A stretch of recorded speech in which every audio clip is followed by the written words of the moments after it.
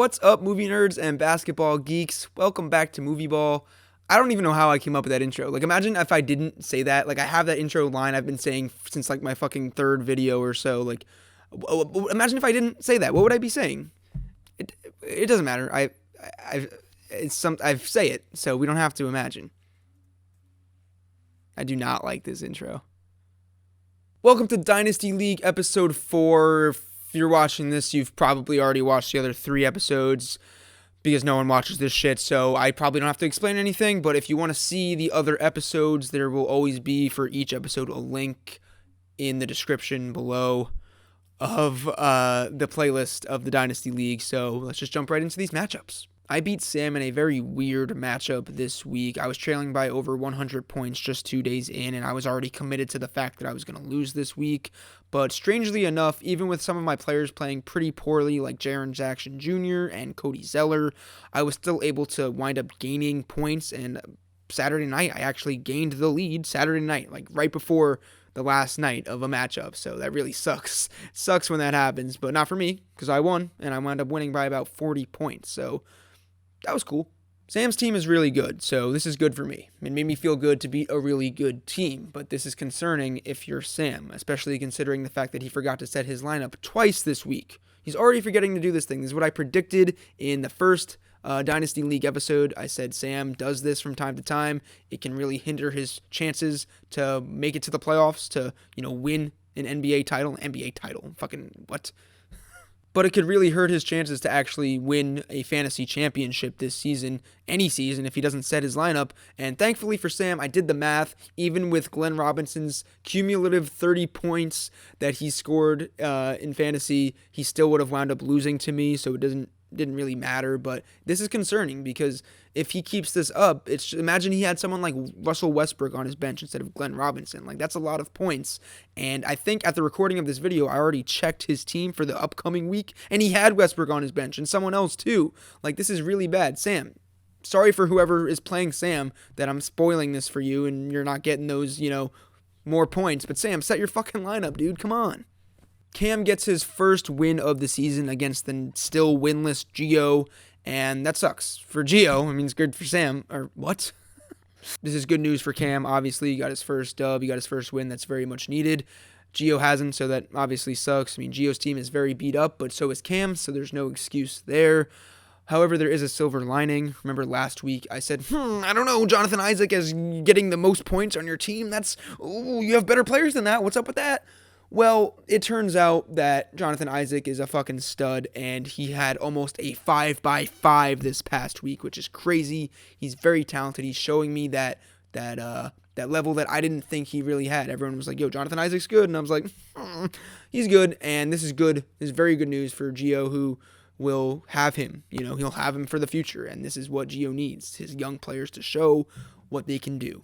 Ish defeated Josh in a very close matchup, which is just devastating for Josh because he told me himself this was one of his few chances to actually win a game this season, and he's not wrong, so that sucks because he might not win a game for the rest of the season. He had a shot and it didn't happen, but it's still kind of good news for Josh because his players are starting to turn it up, players that don't typically explode on the fantasy scene, such as Andrew Wiggins, who's been pretty good lately, and Spencer Dinwiddie, who isn't so fantasy relevant, playing behind Kyrie Irving. They've been playing very well.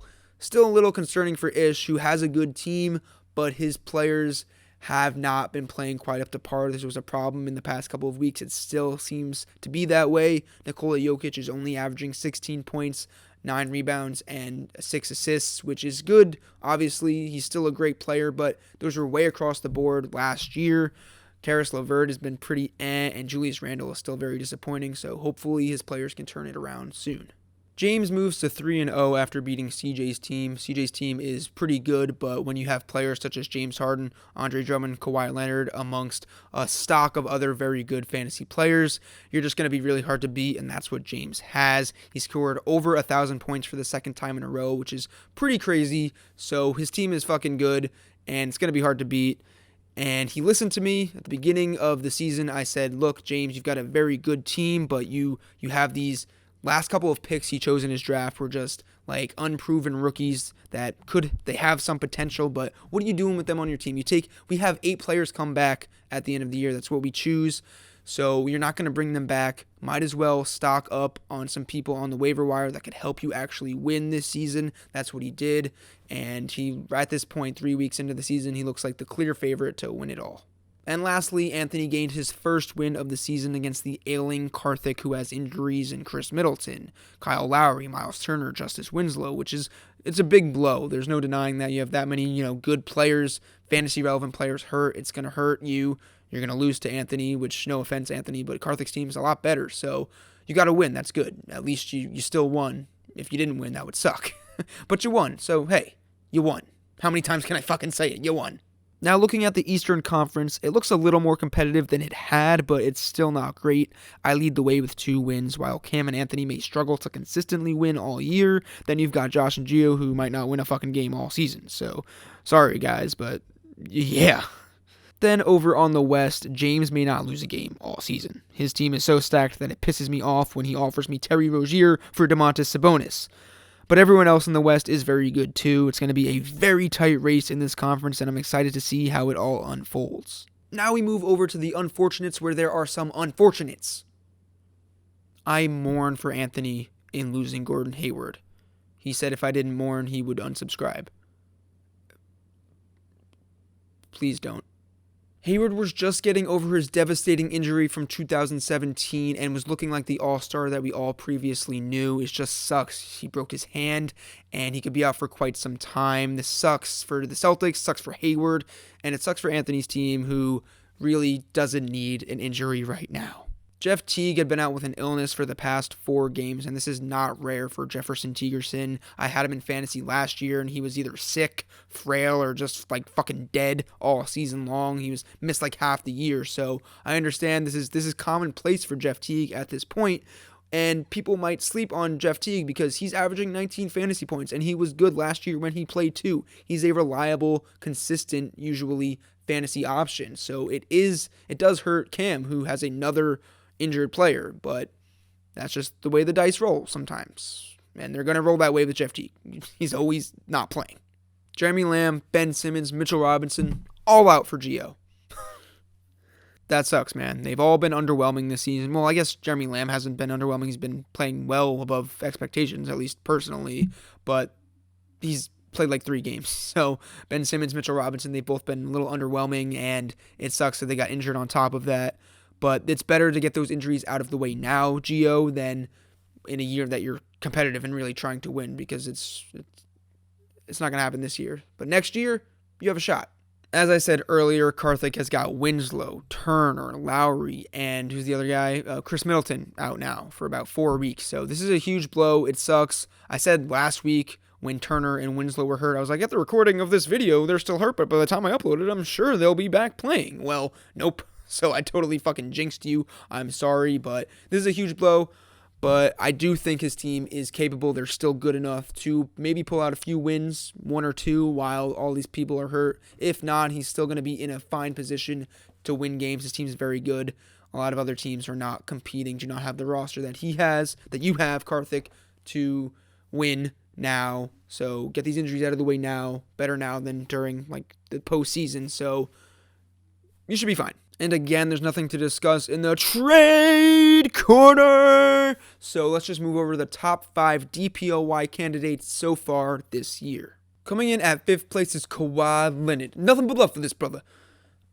That's my Stephen A. Smith impression. Mask Kellerman. He's a bona fide scrub. He got small hands. He can't play the game of basketball. No disrespect.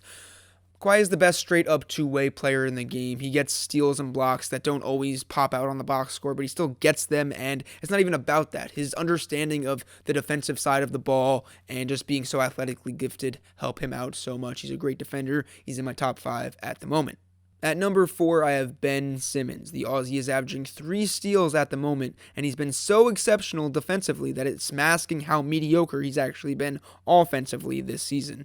But it doesn't matter because this is a defensive top 5 category. That's what we're talking about, and he's playing great. At number 3, I've got Anthony Davis. He stated he wanted to be the DPOY this season, and he's in that conversation right now. He's averaging 3 blocks, and the Brow is just doing his part to give the Lakers the best defense in the league.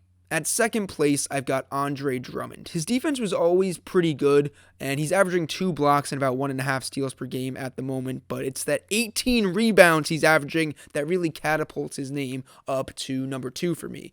People might argue, hey, well, rebounding is not really defense. It is when you average 18 rebounds because you're defending the opponent from grabbing the ball and scoring. So rebounding is a huge part of the game. It's a big part of defense, especially when you grab 18 a game. That plays a part so much. It bodes well for his defense, and yeah, he's playing amazing. And then first, I've got Gio's golden ticket in Jonathan Isaac. This dude just completely changed my mind. I never saw his game translating well to the NBA. Didn't really see the potential that everyone was talking about. Some people said Kevin Durant potential, and I was like, no. But he's a defensive monster. Like I said, he almost had a 5x5. He had, 13 points, 10 rebounds, 5 assists, 6 blocks, and 4 steals. He was this close, 1 steal away from a 5x5. That's crazy. So this dude's really good. He's the defensive player of the year right now for me. If I had to pick it, he's gonna make an all defensive team. That's my 2 cents. So yeah, that's my number 1 right now. And that's the Dynasty episode. This one felt pretty fast. I sped through everything. Didn't mean to, shortcut anything. I'm trying to have a good time. But yeah, I know sometimes they can be a little too long, so try to sharpen it up a little bit for you guys. But I enjoy making them. Like I say that all the fucking time, and no one cares. I enjoy making them more than people enjoy watching them. But I'm trying to get more videos out too. I know I've been doing a lot of Dynasty ones, so I want to get more of the regular basketball ones out, more movie ones. So just keep trucking with me. 18-wheeler.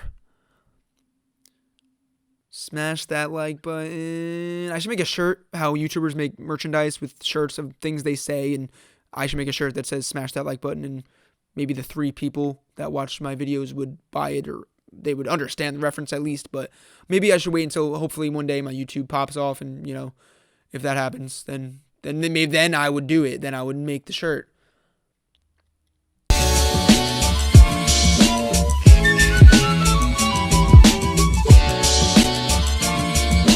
Guess what? My next video is going to be in the same clothes and same hat because I recorded back to back. So I didn't want to change. I didn't feel like getting another outfit.